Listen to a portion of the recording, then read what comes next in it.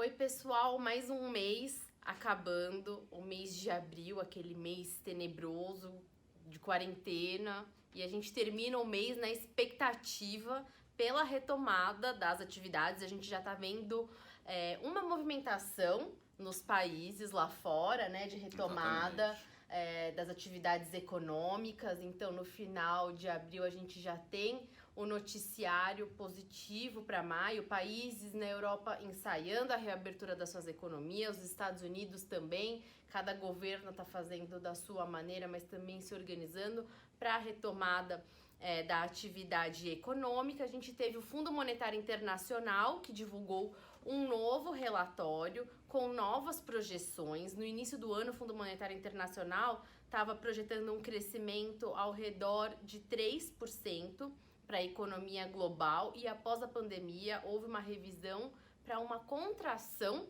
de 3% da economia global, e ainda baseado na expectativa de retomada da atividade econômica ao longo do segundo semestre, que é o que a gente está enxergando lá fora. A sinalização, tudo indica que a atividade econômica retorna agora no mês de maio, gradativamente. A gente sabe que isso não vai acontecer de uma vez, ainda tem toda a questão do distanciamento social e também das empresas se adequarem a essa nova realidade, mas a sinalização ela é positiva. No Brasil, como estamos? No meio dessa crise sanitária que desencadeou uma crise econômica, a gente tem mais um fator, né, nessa conta que a gente... A nossa famosa crise política que a gente sempre alertou. Exatamente, a gente está numa instabilidade institucional.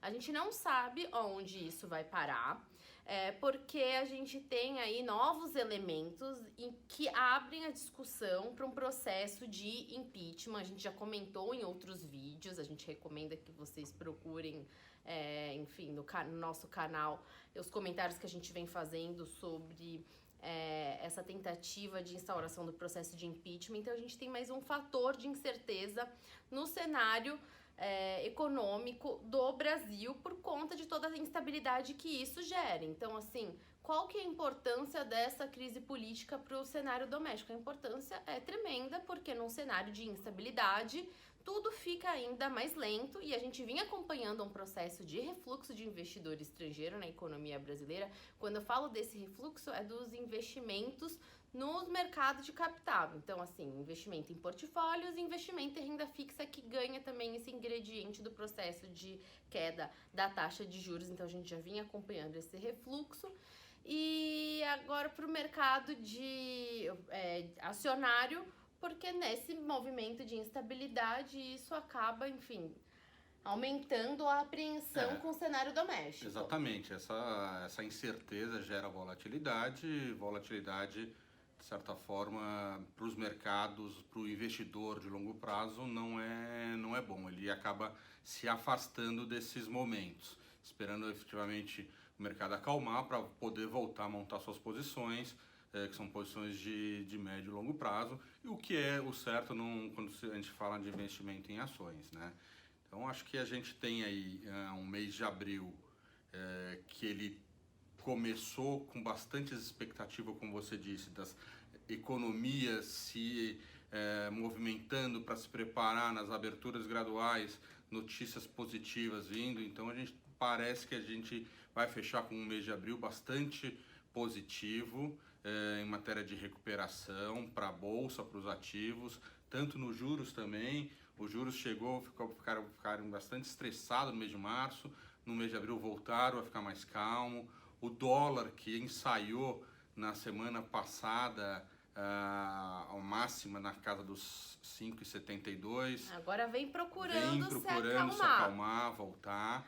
Na verdade, né, ainda tá, assim, o dólar ainda tá muito estressado. Quando a gente fala de taxa de câmbio, enfim, toda essa instabilidade política acaba batendo forte nesse ativo. A bolsa, ela acaba amortecendo um pouco mais, porque aí tem questões específicas, né, que o Rodrigo Moliterno vai comentar aqui pra gente tentar fazer um breve apanhado, porque inclusive, né, a gente tem os resultados trimestrais sendo divulgados a partir da última semana de abril, Mas para o dólar, a gente sabe que esse refluxo do investidor estrangeiro por conta do noticiário político acaba pesando muito, então no curto prazo é um pouco difícil a gente pensar numa valorização expressiva da taxa de câmbio, porque enquanto a gente presenciar essa instabilidade política é mais um fator de risco e de aversão. Então, assim, no cenário macro, a gente tem que se atentar porque a gente vai ter uma reunião de política monetária do Banco Central na primeira semana do mês de maio. A expectativa é de um novo corte de 50 pontos da taxa Selic, saindo de 3,75 e indo para 3,25. A gente sabe que o Banco Central ele segue com alguma cautela, embora a inflação ao consumidor as projeções para 2020 estejam correndo mais próximas do piso da meta. O piso da meta é de 2,5%, na verdade as projeções do mercado já estão ao redor de 2%, a gente tem essas incertezas políticas que acabam batendo no ramo médio e longo da curva de juros, e isso traz aí uma incerteza em relação ao horizonte relevante, e o Banco Central acaba sendo um pouco mais parcimonioso com esse corte de juros, por isso que não vem um corte tão agressivo, e deve ter essa decisão então aí para um corte de 50 pontos na reunião que acontece na primeira semana de maio. Então a gente tem um cenário de taxa de juros baixo, 3,25 provavelmente, a gente tem um cenário com a taxa de câmbio desvalorizada, e a gente tem um início do mês de abril que começou muito estressado, agora terminando o mês com um cenário mais positivo. E o que a gente pode comentar aí a respeito do mercado acionário? Monitor, eu queria entender um pouco melhor como que os setores estão reagindo. A gente sabe que a reação de cada setor é diferente nesse momento da crise. O que a gente pode tirar aí de bom nesse mês de abril? Acho que o que a gente tira de bom é justamente essa expectativa e esse início gradual da abertura das cidades, vamos falar assim. Então, o setor que se despontou no mês de abril foi o setor de consumo, tá? Ele foi um setor que subiu bastante, as empresas, liderado pelas empresas principalmente aí a Magazine Luiza, B2W, Via Varejo, essas empresas acabaram puxando efetivamente o setor numa expectativa de retomada, tá?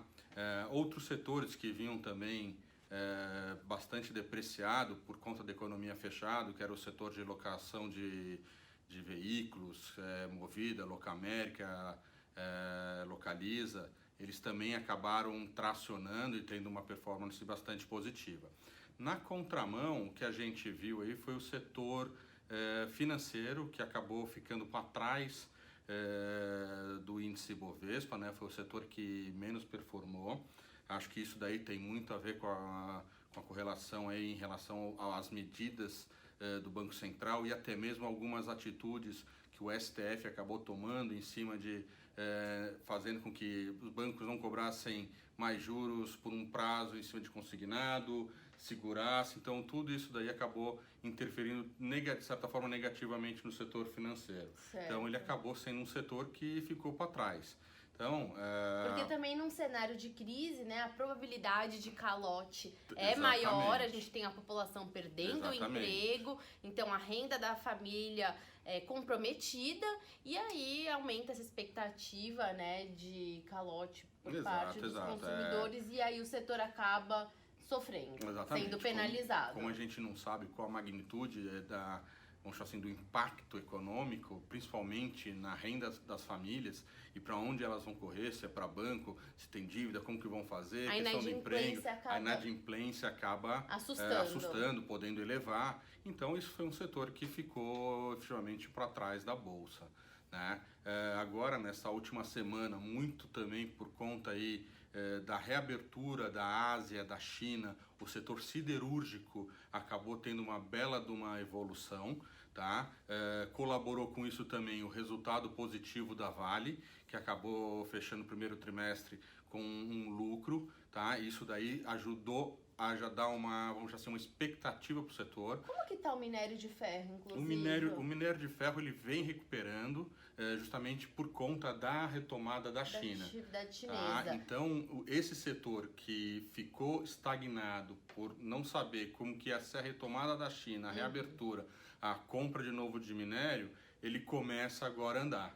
Certo. E isso já, de certa forma, com a ajuda resultado positivo da Vale acabou até puxando as outras empresas de siderúrgicas. Então, nessa semana a gente viu aí as empresas desse setor que estavam bastante depreciadas, andando bastante. Teve empresa que subiu mais de 10%. Tem mais um ponto agora que a gente está focado aí nessa questão das commodities. A gente teve o petróleo, a gente acompanhou todo esse desenrolar, a depreciação da commodity no mercado internacional. A gente tem dois problemas, né, em conjunto. Tanto a questão da oferta, com a enxurrada, né, de oferta por parte da Arábia Saudita, desde aquele desacordo entre a Arábia Saudita e a Rússia. Então a gente já vem acompanhando, né, esse excesso de oferta, e também o problema da demanda, a demanda reprimida por conta da pandemia e da paralisação de muitas atividades que são importantes para o consumo, né, dessa commodity. O que você está enxergando aí para o setor? Acho que o setor ele começa aí a entrar de novo vamos chamar assim, na linha. Como você mesmo disse, a demanda ficou muito jogada aos ventos, sem saber exatamente qual que ia ser a demanda, se ia aumentar, ia cair muito ou pouco. Isso foi o que levou também a aumentar ainda mais a volatilidade. Não tinha precisão, né, do momento que ia voltar. Exatamente. E agora começa com a reabertura das economias, principalmente na Europa, a gente já viu por 2 dias consecutivos o petróleo melhorando aí. Tá? Ainda está, obviamente, muito aquém daqueles níveis de preços que vinham sendo negociados, mas já começa a ter uma recuperação. O que é muito positivo, e principalmente para nós aqui, que a gente tem dentro do Ibovespa a Petrobras, que representa um peso bastante grande. E com isso daí, obviamente, o petróleo melhorando acaba favorecendo ela. Ela acabou ganhando preço de novo e também favoreceu aí, impulsionando positivamente o Ibovespa. Tem mais um setor que eu acho interessante a gente comentar aqui, que é o setor de proteínas.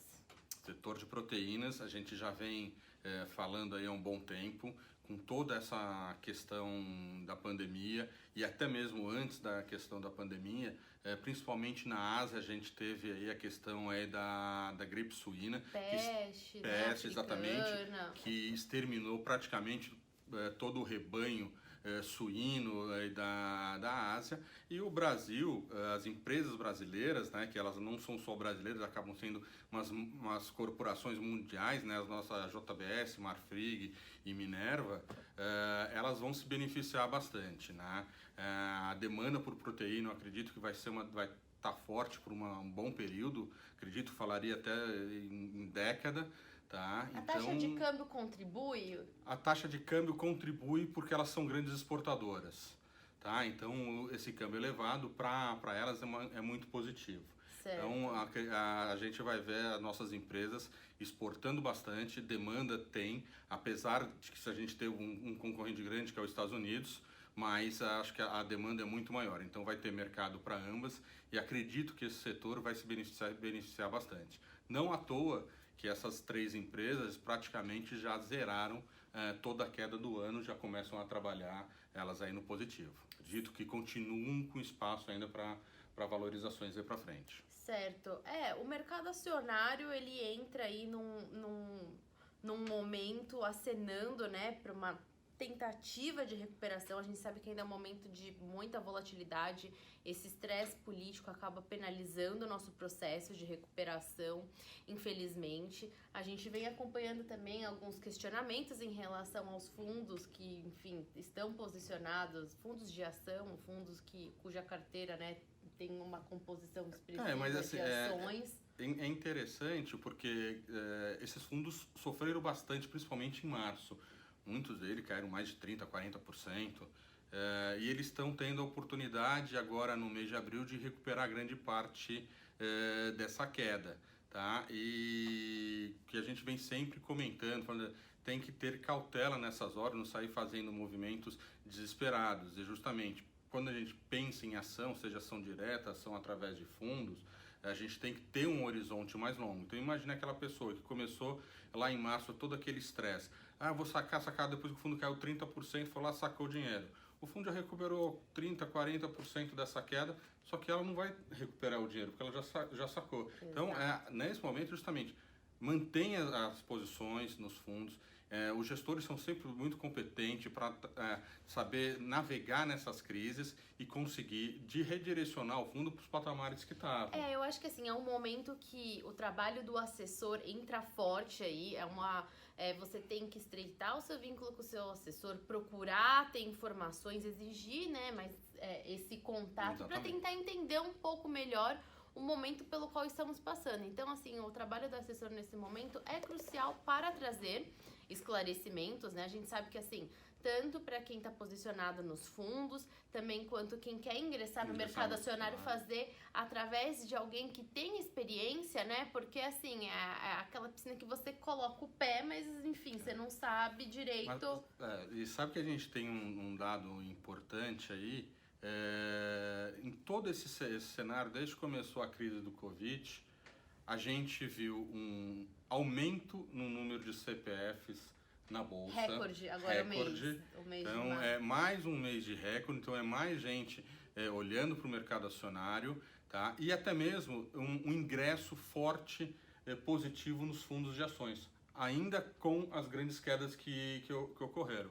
De certa forma, se a gente for pensar, fazer uma analogia, os países desenvolvidos, a poupança do cidadão, da população, ela é feita em cima das ações. Exato. Ainda mais, então a gente poderia dizer, vamos deixar assim, entre aspas, mas que o Brasil está sim amadurecendo. Sim. Apesar de todo o contexto, a gente está com um cenário de juros bastante baixo, uma inflação também bastante baixa, controlado por N motivos, restrição ao consumo, tudo mais, não vou discutir, tá correto, mas a gente não tem mais aquele medo de estar investido em ação, que de certa forma ação é um ativo real, né? Exatamente, nos Estados Unidos 60% aí da poupança, né, vamos dizer que a gente pensa em poupança, a gente pensa do dinheiro lá parado no banco, mas 60% dessa poupança do cidadão norte-americano está no mercado acionário. Então, assim, a gente está num processo de aprendizado. Para quem, enfim, está ingressando nesse momento com esse tipo de ativo, procura o trabalho, né, de um assessor. Aqui na Vida a gente tem a mesa de renda variável pessoal super disponível para conversar, para bater um papo, para fazer indicações, né? Porque, enfim, não é um mercado que eu diria assim para principiantes, né? Então, assim, você tem um certo aprendizado no time das coisas em relação ao mercado acionário, mas muitas oportunidades a gente deve, lógico, como fazendo novamente a ressalva, a gente está passando por uma crise de saúde, a tendência é de uma recuperação super gradual, mas ela deve acontecer, e a gente está aqui na torcida porque assim, a gente vem alertando desde o início do ano que o Covid-19 é um risco para nós, que é um risco de curto prazo. A gente sempre ponderou isso, a gente enxergava aí esse assunto permeando ao redor aí de um trimestre. O que fica de médio e longo prazo é, infelizmente, essa questão política. Então, a gente tem esse jogo político, essa polarização, ela aumentou durante a crise de saúde, isso acaba, enfim, prejudicando muito todo esse processo, mas a gente tem que acompanhar para ver quais que vão ser os desdobramentos. Para o segundo semestre ainda foi mantida a agenda de privatizações, concessões de aeroportos, rodovias e... aeroportos, rodovias... E portos? Portos...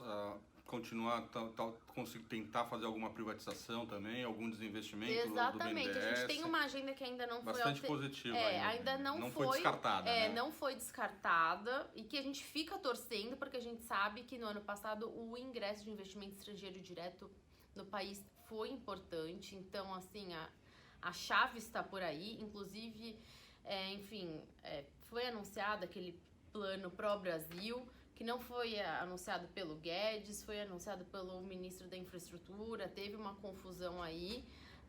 Enfim, a gente não está no momento em falar em expansão de gastos do governo, nesse sentido. Os gastos eles estão direcionados para contornar a crise de saúde e a gente vem acompanhando o esforço do governo também para que isso venha conduzido, né, por uma política fiscal responsável. Mas fica aí em aberto como que vai ser tocado no segundo semestre essa agenda também de reformas. A gente tinha a PEC do saneamento que estava sendo discutida, a gente também tem a PEC dos fundos, tem pacto federativo, tem uma série de assuntos que nesse momento ficaram, enfim, no segundo plano, porque a gente está enfrentando uma crise de saúde, então a gente não tem ainda muitas sinalizações. Exato. Então vamos acompanhar. A gente está animado para o mês de maio, porque é um mês onde a gente deve acompanhar as economias retomando as suas atividades, e mantenha o contato com o seu assessor para maiores informações. Obrigada! Obrigado.